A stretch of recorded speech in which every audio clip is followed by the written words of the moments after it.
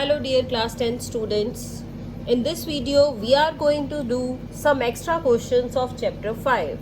Chapter 5 arithmetical progression. कुछ इसके extra questions करेंगे, एक दो different नए concepts सीखेंगे जो आपकी NCERT की बुक में नहीं है लेकिन हर साल एग्ज़ाम में क्वेश्चन उसमें से आ जाता है। तो क्या है वो कॉन्सेप्ट देखते हैं। सबसे पहले हम रिजल्ट ही सीख रहे हैं। If three terms are in AP, if three terms are in AP, अगर तीन टर्म्स या तीन नंबर्स आपके पास AP में है, हमने नंबर्स ले लिए, late A, B and C are the three numbers in AP.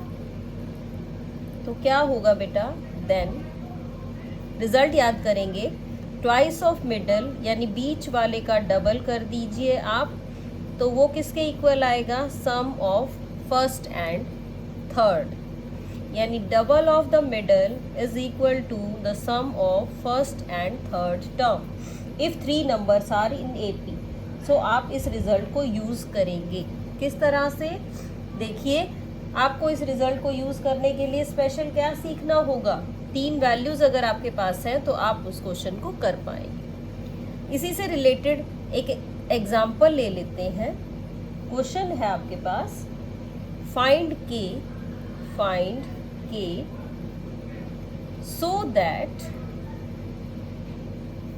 15 k, -1 are in AP।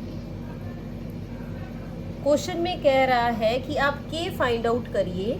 आपके पास ये तीन नंबर्स हैं या तीन टर्म्स हैं, 15 है, के है और -1। क्वेश्चन में कहा गया है कि ये तीनों AP में दी हुई हैं, तो आप के फाइंड आउट करेंगे। तो आप क्या लिखेंगे बेटा, सॉल्व करेंगे तो हम लिखेंगे we know that if three numbers are in AP, then अगर तीन नंबर्स AP में हो तो आपको क्या करना है, बीच वाले का ट्वाइस, बीच में है 2, तो 2 into K is equal to first plus bracket लगा के लिख लीजिए सेकेंड। यही रिजल्ट हमने ऊपर लिखा था, 2B is equal to A plus C, यहाँ अप्लाई कर लिया। 2K is equal to 15 -1 and 2K is equal to 14 and the value of K is 14/2, it means 7। तो आपके पास K की वैल्यू 7 आ गई है। इस तरह से इस कॉन्सेप्ट को आपने करना है, इस तरह से कि if three numbers are in AP then you can apply the result. What is the result, 2B is equal to A plus C। Let us take one more question of this type. If 6/5 A, 4 are in AP, then find A। तो आपको कहता है आप ये A find out करिए। Same result है बेटा, क्या लिखेंगे आप, वी नो दैट, क्या पता है आपको, if 6/5 A, 4 are in AP, कि अगर ये AP में हो तो आप क्या स्पेशल कर सकते हैं, आप क्या करेंगे, आप लिख सकते हैं 2 into A is equal to 6/5 plus 4 means 2A is equal to, इसको ऐड करने के लिए बेटा एलसीएम लेना पड़ेगा आपको। ये आ जाएगा 6 + 5 4 = 20 means 2A is equal to 26/5 और A आप निकालेंगे तो 26/5 इंटू 2, ये 2 मल्टीप्लीकेशन में है, यहाँ ले जाएंगे तो डिवीज़न में हो जाएगा। कट कर लीजिए इसको। What is the value of A, the value of A is 13/5। ये वैल्यू आपकी निकल के आई है 13/5, यानी तीन नंबर्स AP में हैं तो आप बहुत ही इजीली किसी भी एक अननोन की वैल्यू फाइंड आउट कर सकते हैं। इस तरह से आप इस कॉन्सेप्ट को करेंगे। अब हम बात करते हैं कुछ डिफरेंट क्वेश्चंस की, यानी और कुछ क्वेश्चंस दे रखे हो तो आप किस तरह से सॉल्व कर पाएंगे एपी के क्वेश्चंस को। देखिए बेटा, एक और ले लेते हैं हम। आपको कहा गया है क्वेश्चन में, क्या कहा गया है क्वेश्चन में, ये कह रहा है let an is equal to n into n minus 3 divided by n plus 4, then find a18। आप फाइंड आउट करेंगे a18th टर्म। a18 का मतलब है बेटा, आप क्या करिए, n को 18 पुट कर दीजिए। करते हैं पुट, a18 निकाल लीजिए, 18 into 18 minus 3 divided bye 18 plus 4। Let us solve it. 18 into 15 divided by 22। देखिए क्या वैल्यू आएगी आपके पास, 2 से इसको कट कर लीजिए, 2 9 ये बच गया a18 इज इक्वल टू 135/11, यानी ये आपके पास a18 आ गया है। इस तरह से आप किसी भी सीक्वेंस में, किसी भी एपी में जो भी नंबर आपसे कहें, जो भी टर्म्स आपसे पूछी जाए, वो टर्म आप इजीली फाइंड आउट कर सकते हैं। उस टर्म के लिए आपको सिंपल रिजल्ट ही लगाना है। अब देखते हैं बेटा, एक और डिफरेंट क्वेश्चन ले लेते हैं। क्वेश्चन है इन एन एपी, किसी भी एपी में प्रूव दैट, आप प्रूव करिए, क्या प्रूव करेंगे, a m plus n plus a m minus n is equal to 2am। ये प्रूव करने को कह रहा है बेटा, ध्यान से देखेंगे क्वेश्चन को। कह रहा है कि a m plus n plus a m minus n is equal to 2am। अब a m प्लस n क्या होता है वो देखते हैं हम, सॉल्व करेंगे इसको। लेफ्ट हैंड साइड ले लेते हैं। लेफ्ट हैंड साइड मैंने लिखी a m plus nth term plus a m minus nth term. Basically क्या है, ये टर्म्स लिखी हुई है, m प्लस nth और m माइनस nth टर्म। तो आपको टर्म कैसे लिखना सिखाया गया है, पहले लिखिए a प्लस, जो भी टर्म है उसको लिखो बेटा, एक कम कर दो और उसके साथ d लिख दो। ये आ गई आपकी a m plus n plus, अब लिखिए a m plus m minus n, तो m माइनस n और एक आपको कम करना है, उसके साथ लिखिए d। इस तरह से हमने इन दोनों टर्म्स को लिख लिया है। अब थोड़ा सॉल्व करते हैं इसकी ब्रैकेट को। ये क्या आएगा, a प्लस d को मल्टीप्लाई कर लेते हैं, md plus nd minus d। मैंने d को मल्टीप्लाई किया md, n से भी किया nd माइनस d, प्लस ये भी लिखा a plus md minus nd minus d। कोई वैल्यू जो आपकी कैंसिल होती है बेटा, उसको कैंसिल कर लेते हैं। ये nd से nd आपका कैंसिल हो रहा है। देखिए क्या क्या बचा, 2a और 2 ही md है और 2 ही आपका d। 2 बार a, md और md 2md और माइनस d और माइनस d माइनस 2d। अब क्या करें, 2 कॉमन ले लेते हैं सब में से, ये आएगा a plus md minus d।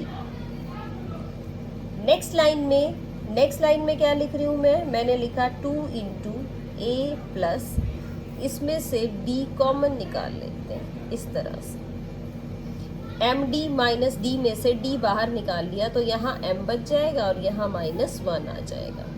अब इसको देखेंगे बेटा ध्यान से, ये क्या है, 2 into a plus m minus 1d।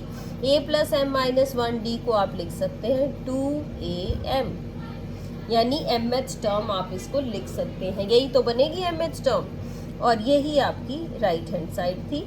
तो ये आपने इजीली प्रूफ कर दिया है। इस तरह से हम इस क्वेश्चन को कर सकते हैं, इजीली प्रूफ कर पाएंगे। और देखते हैं बेटा और कौन सा डिफरेंट कॉन्सेप्ट आपने सीखा है। सिंपल एनसीईआरटी के क्वेश्चंस आप लोग कर चुके हैं। आज मैं सिर्फ डिफरेंट क्वेश्चंस की ही बात करूंगी। तो एक और डिफरेंट क्वेश्चन हम देखते हैं क्या है उस क्वेश्चन में। क्वेश्चन में कह रहा है that the 7th term of an AP is 1/9 and 9th term of an AP is 1/7. Find its 63rd term। यानी 7th टर्म दे रखी है 1/9, 9th टर्म दे रखी है 1/7 और आपको कह रहा है फाइंड इट 63rd टर्म। तो 63rd टर्म कैसे निकालें बेटा, देखिए आप इसको सॉल्व करेंगे तो क्या लिख लें। पहले तो हम लिख लेते हैं let A be the first term, कि ए तो फर्स्ट टर्म है and D be the common difference, और डी आपका क्या है, कॉमन डिफरेंस हो गया। यानी ए फर्स्ट टर्म और डी कॉमन डिफरेंस। तो लिखना स्टार्ट करते हैं। क्या कहा गया, 7th term of A P is 1/9, यानी कि A7 मीन्स 7th टर्म किसके इक्वल है, 1/9 के। फिर क्वेश्चन में कहा गया 9th term of this A P is 1/7। अब 9th टर्म यानी A9 वो इक्वल है 1/7। इन दोनों इक्वेशंस को सॉल्व करेंगे बेटा, और सबसे पहले तो आप ये A और D ही निकालेंगे। देखो कैसे निकालेंगे, किस पैटर्न से करें हम। A7 को लिख लेते हैं A + 6D, ये आप लोगों को लिखना आता है।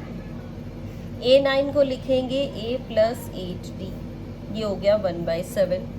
अब क्या करें, दोनों को सब्ट्रैक्ट कर देते हैं। Equation number 1, equation number 2।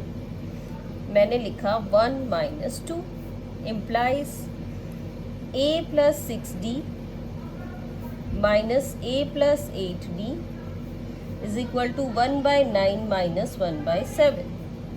Next line में साइन चेंज कर लीजिए आप, A + 6D - A - 8D, और राइट हैंड साइड में एलसीएम ले लीजिए आप, ये आ जाएगा आपका एलसीएम। A से A कट हो गया, ये बचा -2D इज इक्वल टू -2/63। -2 से बेटा -2 कट कर लो और D की वैल्यू आपके पास 1/63 आ जाएगी। The value of D here is 1/63। अब इस D की वैल्यू को आप किसी भी एक इक्वेशन में, चाहे इक्वेशन नंबर 1 में, चाहे इक्वेशन नंबर 2, किसी भी इक्वेशन में पुट कर दीजिए। मैं कह रही हूँ कि पुट इन नंबर 1 इक्वेशन में इसको पुट कर रहे हैं। What you will get, we get A + 6 into D है, यहाँ पे D के प्लेस पे रखिए 1/63 इज इक्वल टू 1/9। कट कर लेंगे बेटा, 3 2 ज़ा 6 और 3 1 ज़ा, ये आ गया आपका A + 2/21 is equal to 1/9। A की वैल्यू आ गई 1/9 - 2/21। एलसीएम ले लेते हैं इसमें, एलसीएम लेंगे हम 63, तो ये आ जाएगा 7 और ये 3, यानी 3 2 ज़ा 6, यानी जो A की वैल्यू है वो भी आ गई है 1/63। A की वैल्यू भी 1/63, D की वैल्यू भी 1/63। और क्वेश्चन में आपसे पूछा गया फाइंड इट्स 63rd टर्म, यानी आपको फाइंड आउट करना था 63rd टर्म। कैसे लिखेंगे बेटा, A + 62D। A की वैल्यू 1/63, 62 इंटू D की भी वैल्यू रख दीजिए आप, ये आपके पास आएगा 1/63 + 62/63। एलसीएम लेंगे बेटा, तो 1/1 + 62 क्या मिलेगा आपको, 63/63, दैट इज 1, यानी A63 क्या आ गया, 1 आ गया है, यानी 63rd टर्म 1 आ गई है। इस क्वेश्चन के पैटर्न को समझना बहुत ज़रूरी है। 7th term 1/9, 9th term 1/7। आप जब सॉल्व कर रहे हैं बेटा तो सॉल्व करने के बाद वैल्यू आ रही है 1/63। 63 कैसे आया है?